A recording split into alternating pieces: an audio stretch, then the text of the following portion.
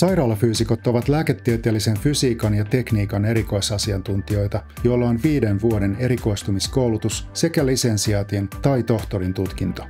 He työskentelevät yliopistollisissa ja keskussairaaloissa sekä alan yrityksissä. Erikoisaloja ovat sädehoito, isotooppilääketiede, kliininen radiologia, kliininen fysiologia ja neurofysiologia. Työtehtäviin kuuluvat laitehankinnat ja mittaukset, menetelmäkehitys, laadunvalvonta, potilastutkimuksiin osallistuminen, koulutus sekä tieteellinen tutkimus. Sairaalafyysikot toimivat myös lakisääteisissä tehtävissä terveydenhuollon säteilyturvallisuusvastaavina ja asiantuntijoina sekä lääketieteellisen fysiikan asiantuntijoina. Suomen sairaaloissa työskentelee yli 140 sairaalafyysikkoa.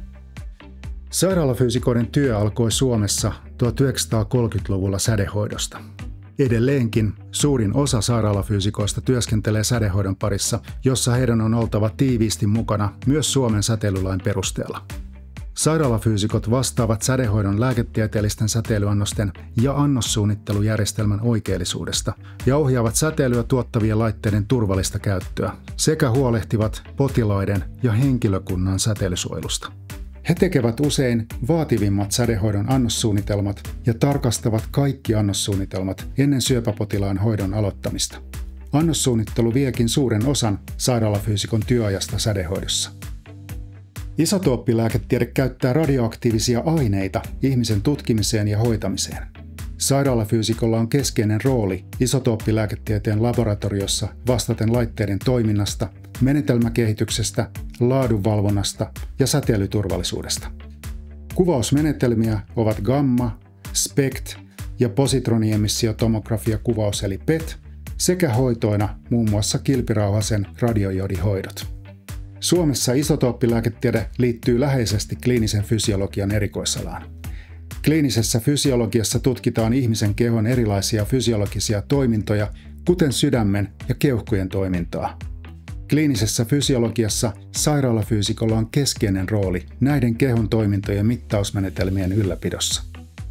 Radiologia on lääketieteen erikoisala, joka käyttää erilaisia kuvantamismenetelmiä potilaiden tutkimiseen ja hoitotoimenpiteiden ohjaamiseen. Tyypillisiä kuvausmenetelmiä ovat perinteinen röntgen, tietokonetomografia ja varjoainekuvaus sekä ei-röntgensäteilyä käyttävät menetelmät kuten magneetti- ja ultraäänikuvaus. Radiologisia tutkimuksia ovat lisäksi erityyppiset hammaskuvaukset, rintojen röntgenkuvaus eli mammografia sekä läpivalaisu- ja angiografiatutkimukset, jotka voivat samalla ohjata potilaalle tehtäviä hoitotoimenpiteitä.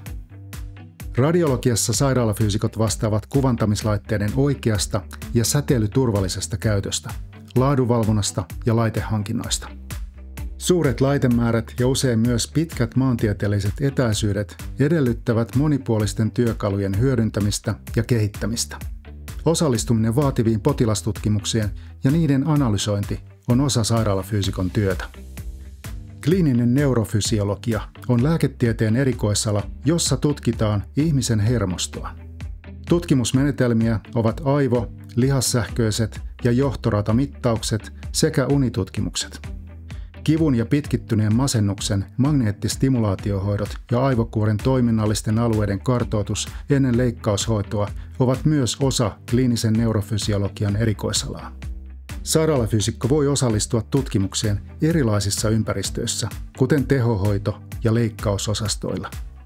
Työ vaatii sairaalafyysikon osaamista esimerkiksi menetelmäkehityksen, mittausten tekemisen, laadunvarmistuksen ja tulosten tulkinnan osalta.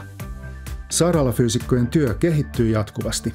Tulevaisuuden terveydenhuolto vaatii entistä enemmän teknistä osaamista, kuten tekoälysovellusten käyttöä. Tästä monipuolisesta osaamisesta vastaa usein sairaalafyysikko. Jos olet kiinnostunut sairaalafyysikon ammatista, ota yhteyttä lähisairaalasi ylifyysikkoon. Tervetuloa opiskelemaan sairaalafyysikoksi.